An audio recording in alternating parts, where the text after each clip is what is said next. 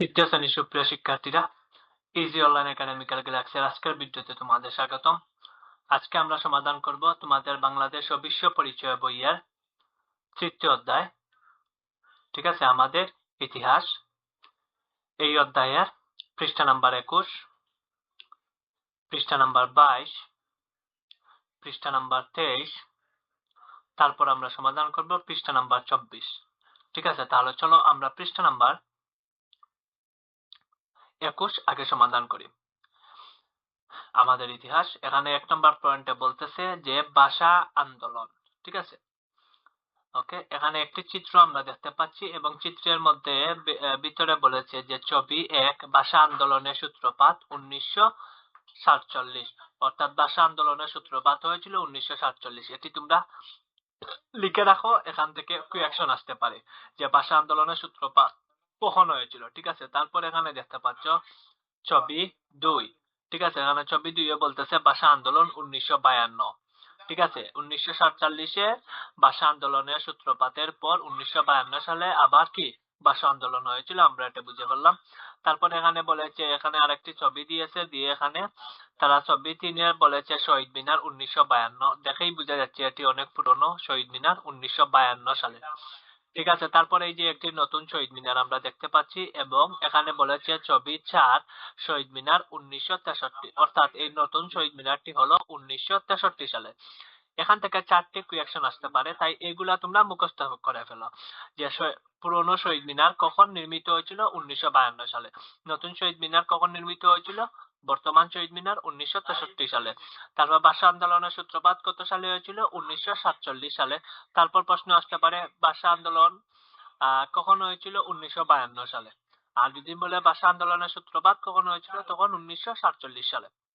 ঠিক আছে, 21 নম্বর পৃষ্ঠার এটাই হচ্ছে আলোচনা। এখন আমরা চলো 22 নম্বর পৃষ্ঠায় যাই। 22 নম্বর পৃষ্ঠা আমাদেরকে কি বলেছে, এখানে ক লিখার পর বলেছে পূর্বের পৃষ্ঠার ছবিগুলো পর্যবেক্ষণ করিও নিজের চোখে লিখি।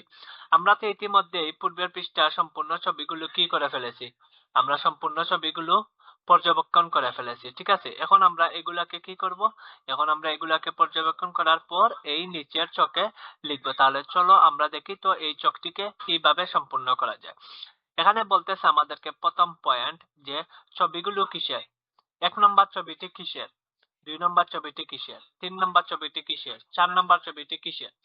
তারপর এখানে বলেছে ঘটনাগুলো কখন ঘটেছিল, কখন ঘটেছিল, প্রথমটা কত সালে ঘটেছিল, তারপরেরটা কত সালে ঘটেছিল, এরপরেরটা কত সালে ঘটেছিল, তারপর কেন ঘটেছিল, এইসব কেন ঘটেছিল আমাদের এইগুলো লিখতে হবে। এই যে 4টি ছবি, এই যে ঘটনা রয়েছে এগুলো কেন ঘটেছিল, আমরা আমাদের সেগুলো এখানে লিখতে হবে। আর এখানে লিখতে হবে ছবিগুলো কিসের, আর এখানে লিখতে হবে কখন ঘটেছিল। তাহলে চলো আমরা এগুলোকে সমাধান করি।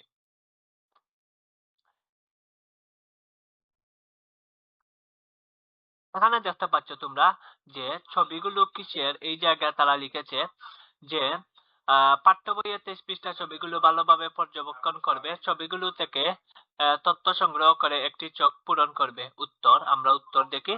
তোমাদের সুবিধার্থে প্রয়োজনীয় তথ্য নিচে দেওয়া হলো, এসব তথ্য আলোকে চোখটি পূরণ করি। ঠিক আছে, তারপর এখানে তোমরা দেখতে পাচ্ছ, দাঁড়াও, তারপর এখানে তোমরা দেখতে পাচ্ছ ছবিগুলো কিসের বলেছে আমাদেরকে। ঠিক আছে, কি বলেছে আমাদেরকে, ছবিগুলো কিসের বলেছে। তাহলে আমরা দেখি তো এই ছবিগুলো কিসের, আমরা সেটি বোঝার চেষ্টা করি।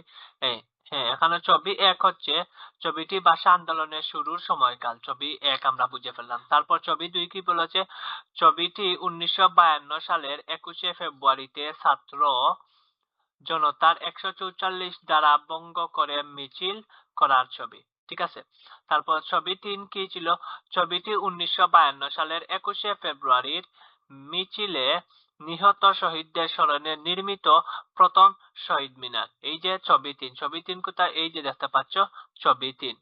ঠিক আছে, তারপর ছবি 4 এটা কি, আমরা এখন সেটা বোঝার চেষ্টা করি। এই যে ছবি 4, ঠিক আছে, ছবি 4 হচ্ছে ছবিটি 1963 সালে নির্মিত বর্তমান শহীদ মিনারের। ঠিক আছে, এই ছবিটি হচ্ছে বর্তমান শহীদ মিনার। কত সালের? 1963 সালের বর্তমান শহীদ মিনার। আশা করি এই ছবিগুলো তো আমি প্রথমে ছবিগুলো সম্পর্কে তোমাদেরকে প্রথমেই বলে দিয়েছিলাম। ঠিক আছে, এখন আমাদেরকে এইটা সম্পূর্ণ করার পর আমাদেরকে বলেছিল যে ঘটনাগুলো কখন ঘটেছিল সেগুলো তোমাদেরকে লেখার জন্য। তাহলে চলো আমরা এখানে দেখি, এই যে দেখতে পাচ্ছি ঘটনাগুলো কখন ঘটেছিল। প্রথম ছবিটির ঘটনা ঘটেছিল 1948 সালে। দ্বিতীয় ছবিটির ঘটনা ঘটেছিল 1952 সালের 21শে ফেব্রুয়ারি। তৃতীয় ছবিটির ঘটনা ঘটেছিল 1952 সালে এবং চতুর্থ ছবিটি হচ্ছে 1963 সালের ঘটনা। ঠিক আছে, আশা করি আমরা দুই নম্বর চকটা পূরণ করে ফেলেছি। এখন আমরা শেষের চকে কি বলতেছে, কেন ঘটেছিল এই জায়গাটিকে, এখন এই জায়গাটিতে আমাদেরকে বলতে হবে যে এই চারটি চকের ঘটনা কেন ঘটেছিল, চারটি ছবির ঘটনা কেন ঘটেছিল। এই যে কেন ঘটেছিল আমরা দেখতে পাচ্ছি। চলো আমরা শুরু থেকে শেষ পর্যন্ত পড়ি। এখানে রয়েছে পাকিস্তানের বেশিরভাগ মানুষ ছিল বাঙালি, যারা বাংলা ভাষায় কথা বলতো।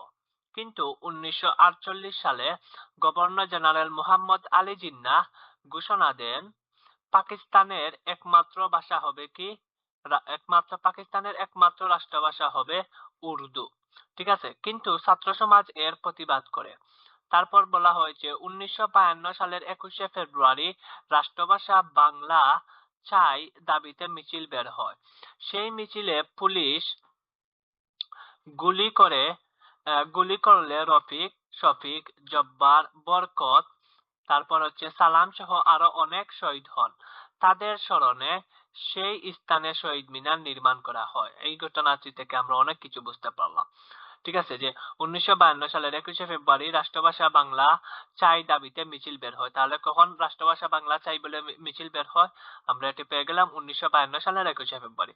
তারপর কে ঘোষণা দেন? যে 1948 সালে গভর্নর জেনারেল মোহাম্মদ আলী জিন্নাহ ঘোষণা দেন পাকিস্তানের একমাত্র রাষ্ট্রভাষা হবে উর্দু, অর্থাৎ আমাদের রাষ্ট্রভাষা হবে উর্দু। এই নিয়ে কি জেনারেল মোহাম্মদ আলী জিন্নাহ ঘোষণা দেন। কত সালে? 1948 সালে। এটি থেকে পরীক্ষায় প্রশ্ন আসতে পারে। তারপর এর বিরুদ্ধে কারা প্রতিবাদ করে? ছাত্র সমাজরা প্রতিবাদ করে। ঠিক আছে, তারপর 1952 সালের 21শে ফেব্রুয়ারি রাষ্ট্রভাষা বাংলা চাই দাবিতে মিছিল বের হয়। সেই মিছিলে পুলিশ গুলি করলে রফিক, শফিক, জব্বার, বরকত, সালাম সহ আরো অনেক শহীদ হন। তাদের স্মরণে সেই স্থানে শহীদ মিনার নির্মাণ করা হয়। এখন যদি পরীক্ষায় আসে শহীদ মিনার কেন নির্মাণ করা হয়, এই ঘটনাটিকে তুমি দিতে হবে। যেন রাষ্ট্রভাষা বাংলা চাই দাবিতে যখন মিছিল বের হয় তখন পুলিশের গুলিতে রফিক, শফিক, জব্বার, বরকত, সালাম সহ আরো অনেক শহীদ হন।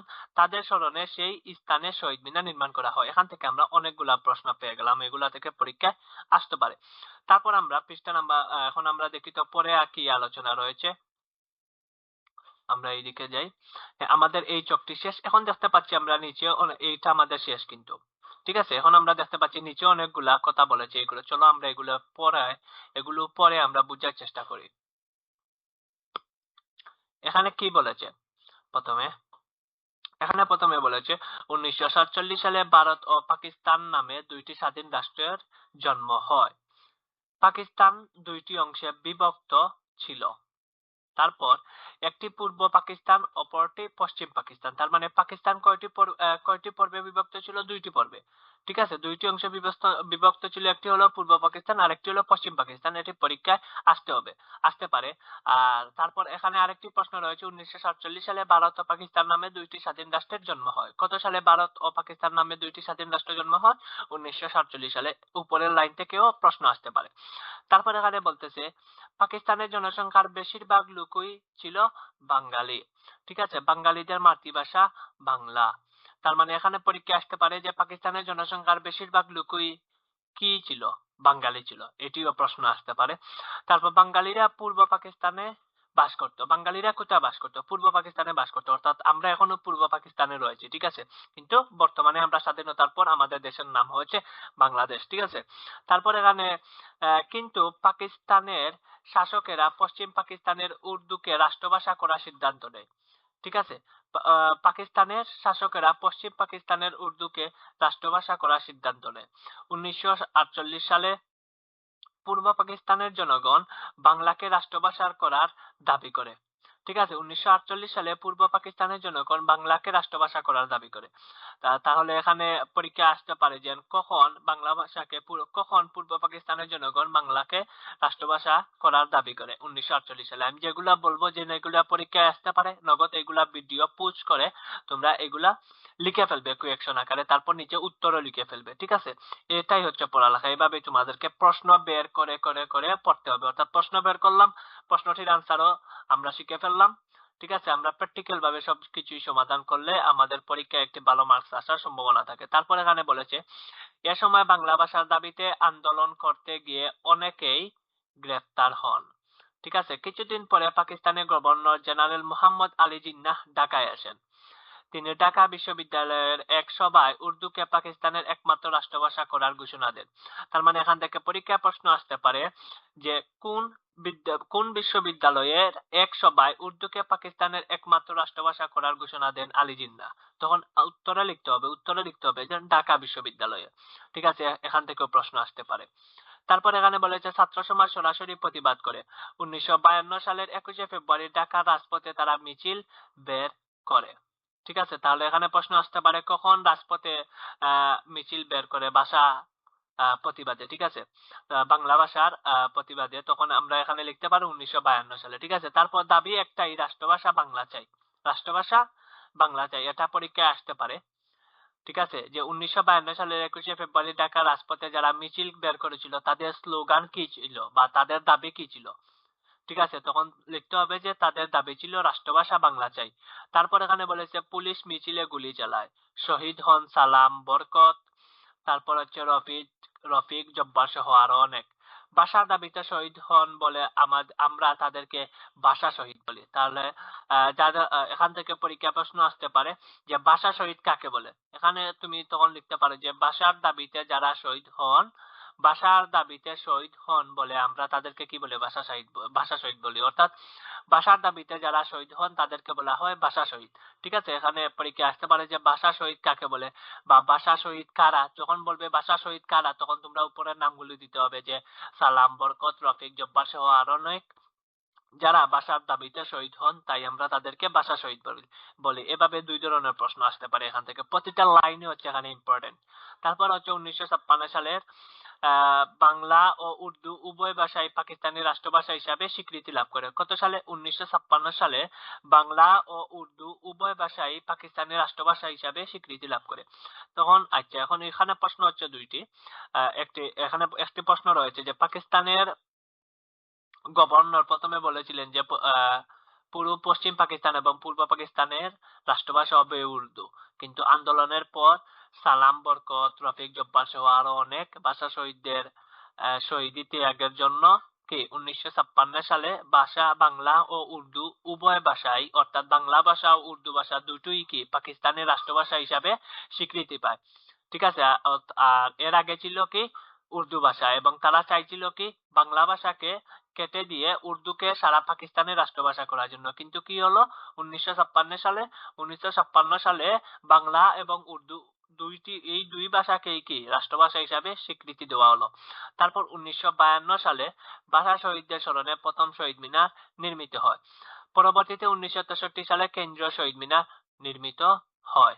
ঠিক আছে, এটা তো আমরা প্রথম পিকচারেই দেখেছিলাম, এই যে কেন্দ্রীয় শহীদ মিনার। ঠিক আছে, এটি হচ্ছে কেন্দ্রীয় শহীদ মিনার, 1963 সালের শহীদ মিনার। ওকে, তারপর আমরা পৃষ্ঠা নাম্বার 22 শেষ আমাদের। এখন আমরা পৃষ্ঠা নাম্বার 23 থেকে কি নিয়ে আলোচনা করেছে।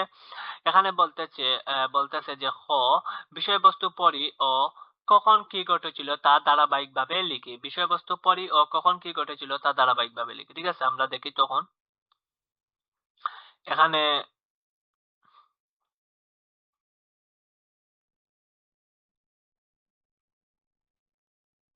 অনেকগুলা বক্স রয়েছে, আমরা দেখতে পাচ্ছি। প্রথম বক্স, দ্বিতীয়, তারপর তৃতীয় বক্স, তিনটি বক্স পেলাম, তারপর হচ্ছে আরেকটি বক্স, চারটি বক্স। ঠিক আছে, এখন দেখি আমরা এটিকে কিভাবে সমাধান করা যায়।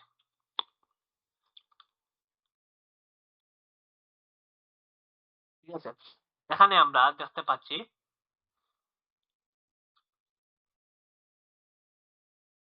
ওকে, এখানে আমরা উত্তর দেখতে পাচ্ছি যে তোমাদের সুবিধার্থে প্রয়োজনীয় তথ্য দিয়ে বিষয়বস্তুগুলো ধারাবাহিকভাবে সাজিয়ে দেওয়া হলো।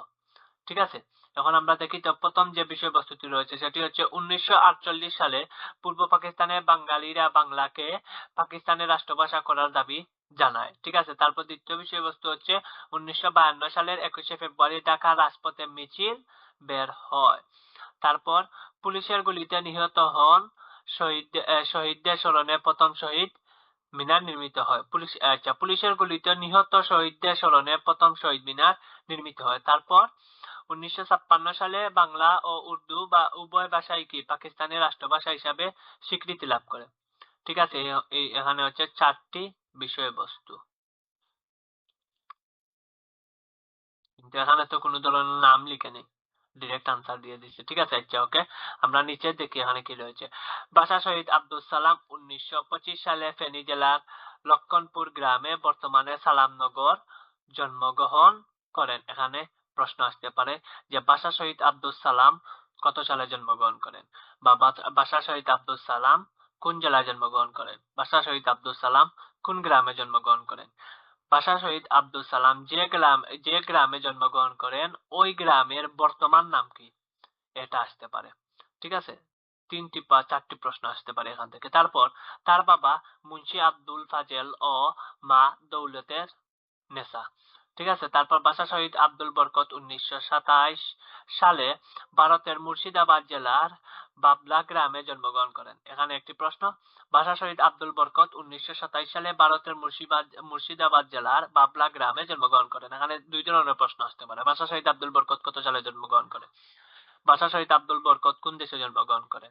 ভাষা শহীদ আব্দুল বরকত মুর্শিদাবাদ জেলার ঠিক আছে, ভারতের মুর্শিদাবাদ জেলার, তার মানে কোন জেলায় জন্মগ্রহণ করেন, ভারতের কোন জেলায় জন্মগ্রহণ করেন, মুর্শিদাবাদ জেলার। তারপর আসতে পারে ভাষা শহীদ আব্দুল বরকত ঠিক আছে কোন গ্রামে জন্মগ্রহণ করেন, বাবলা গ্রামে জন্মগ্রহণ করেন। অনেকগুলা প্রশ্ন রয়েছে, আমি কিন্তু প্রশ্নগুলা মুখে বলে দিচ্ছি, এগুলা তোমরা খাতায় লিখবে, উত্তরে লিখে ফেলবে। ঠিক আছে, তারপর এখানে বলা হয়েছে তার বাবার নাম শামসুজ্জোহা এবং মা হাসিনা বিবি।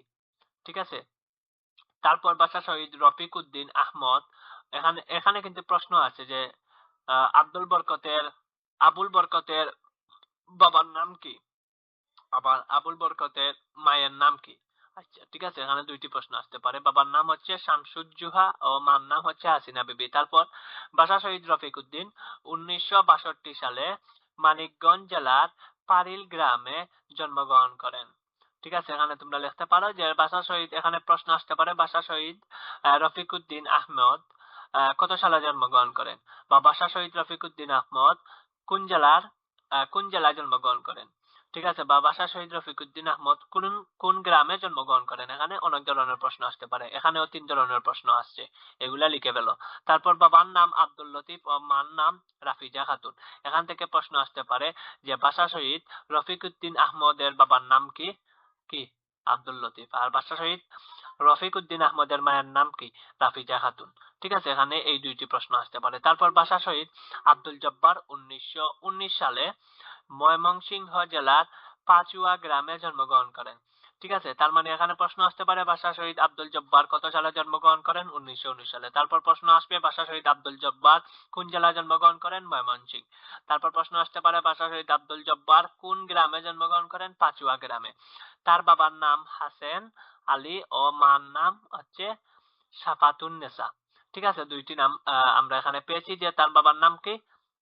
এখানে পরীক্ষা প্রশ্ন আসবে ভাষা শহীদ আব্দুল জব্বারের বাবার নাম কি, হাসেন আলী, এবং মায়ের নাম কি ছিল, মা সাফাতুন নেসা। ঠিক আছে, সাফাতুন নেসা, এবং মা ছিলেন সাফাতুন নেসা। আচ্ছা, আমরা পৃষ্ঠা 23 শেষ করে ফেললাম। এখন আমরা পৃষ্ঠা 24-এ যাই। পৃষ্ঠা 24-এ কি আলোচনা করেছে আমরা সেটি বুঝার চেষ্টা করি। এখানে গ নম্বর প্রশ্ন দেখতে পাচ্ছ, গ নম্বরে রয়েছে ভাষা শহীদদের সম্পর্কে তথ্য খুঁজে বের করি ও নিচের চিত্রে লিখি।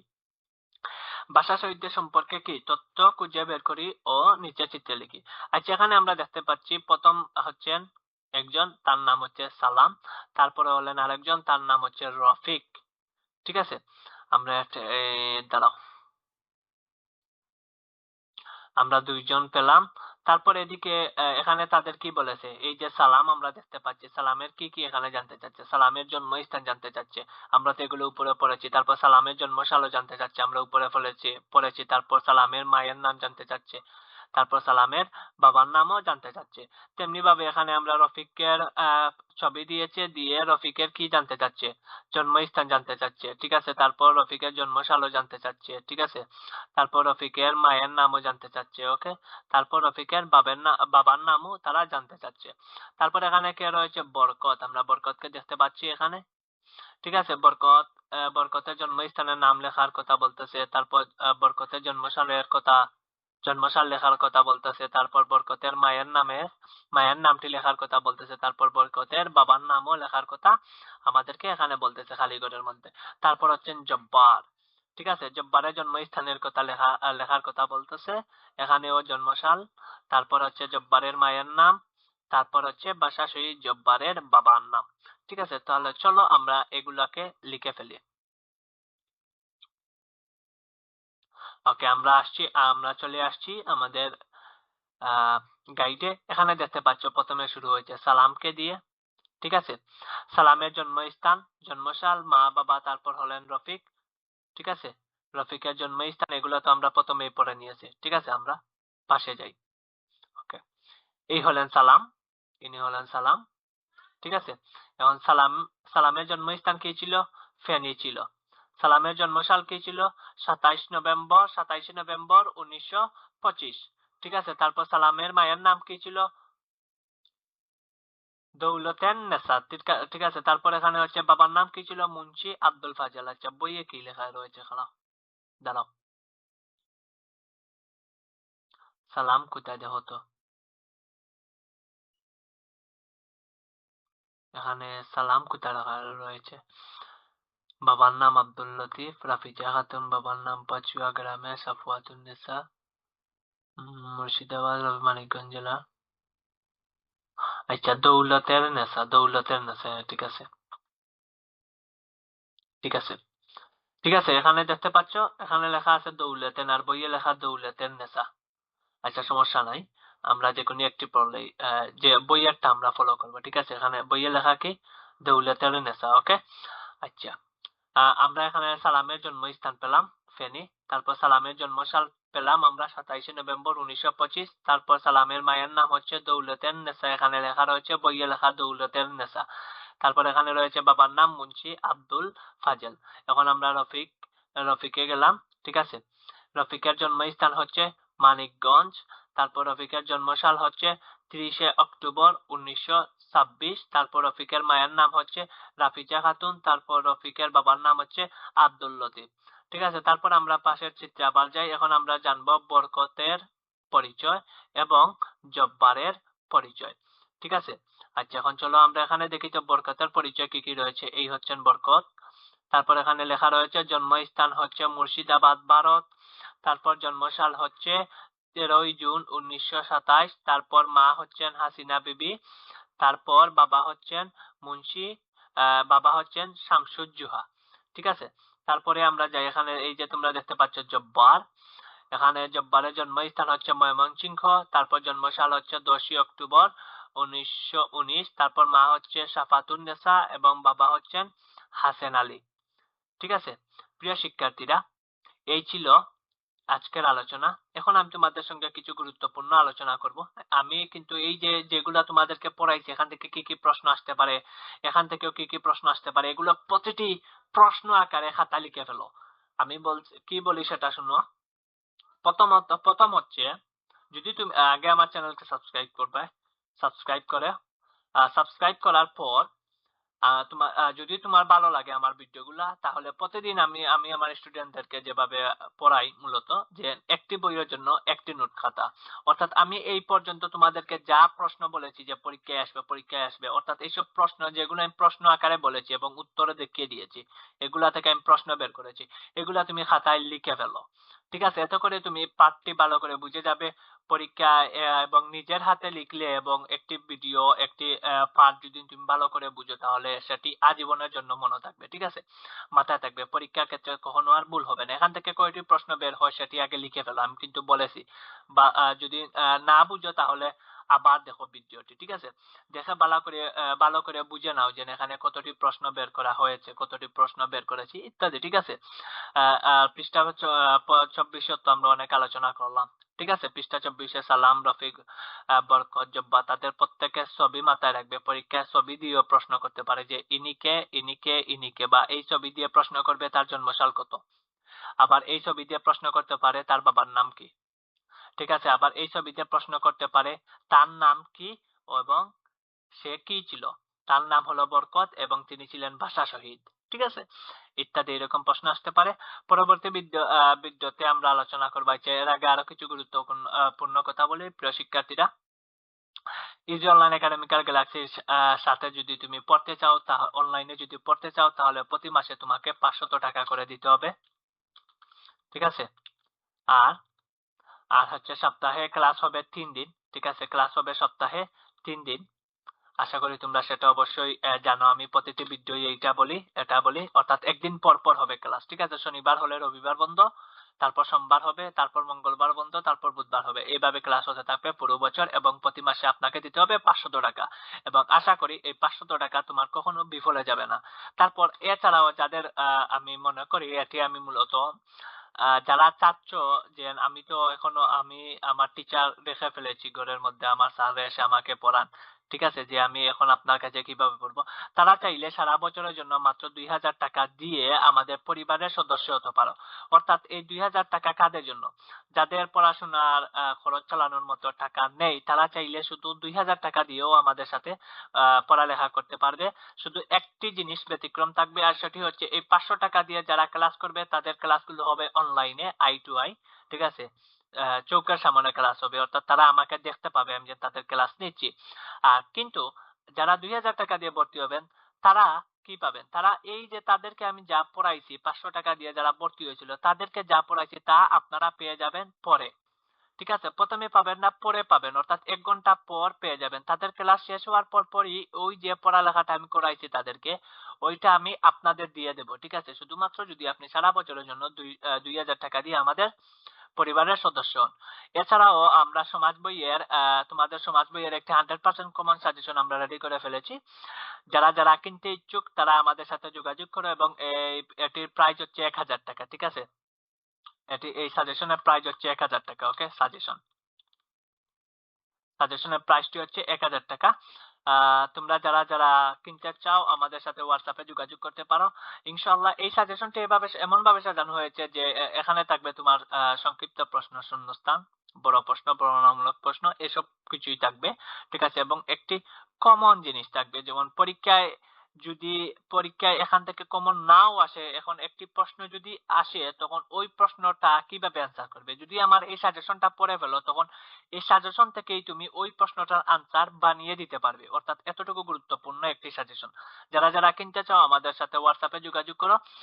উপরের এই জায়গাটা পরে এখানে আমি কি কি লিখে রেখেছি এগুলা পড়ো, ঠিক আছে, তাহলে বুঝে যাবে। আর ডিসক্রিপশনে আমাদের হোয়াটসঅ্যাপ লিংক দেওয়া আছে, সেখানে যোগাযোগ করো আমাদের সাথে। হোয়াটসঅ্যাপ লিংকে ক্লিক করে গ্রুপে জয়েন হও, অথবা গ্রুপে জয়েন হওয়ার পর আমাকে নক দাও যে স্যার আমি এইটা করতে চাই, বা স্যার আমি এইটা চাই, বা স্যার আমি এইটা চাই, ঠিক আছে, আমাকে যোগাযোগ করলেই পেয়ে যাবে। আল্লাহ হাফিজ প্রিয় শিক্ষার্থীরা, ভালো থাকবা সব, ওকে। আল্লাহ হাফিজ।